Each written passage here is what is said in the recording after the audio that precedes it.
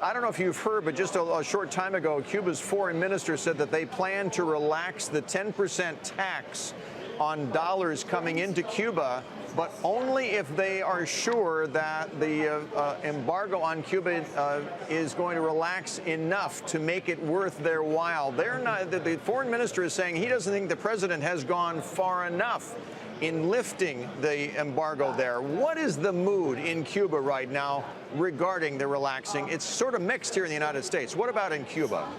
Well, obviously in Cuba, the mood is much more positive.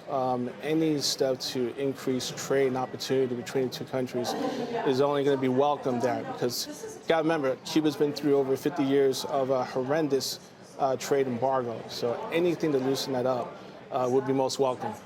But is there skepticism that the embargo won't remain in place if, for example, a Ted Cruz is elected president? He's been very vocal that he would reverse this embargo if he were elected president. Here's the thing. You have major corporations such as Marriott, for example. They're looking for any opportunity to move in on Cuba, the first chance they can do so legally.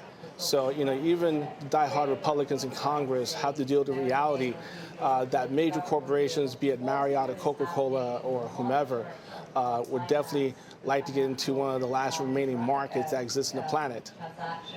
And I wonder, Vito, what do you say to people, and I'm reading this from your notes as well, there's this Helms-Burton Act that penalizes foreign companies that traffic in confiscated assets. I mean, there's still some legal ramifications people have to get their heads around here. What do you think that's going to look like, and how much of a hurdle is it going to be for both the people who want to travel to Cuba and the companies that want to do business there?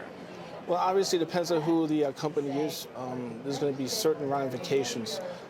If certain companies do investments in Cuba on property that's been confiscated during the early days of the revolution.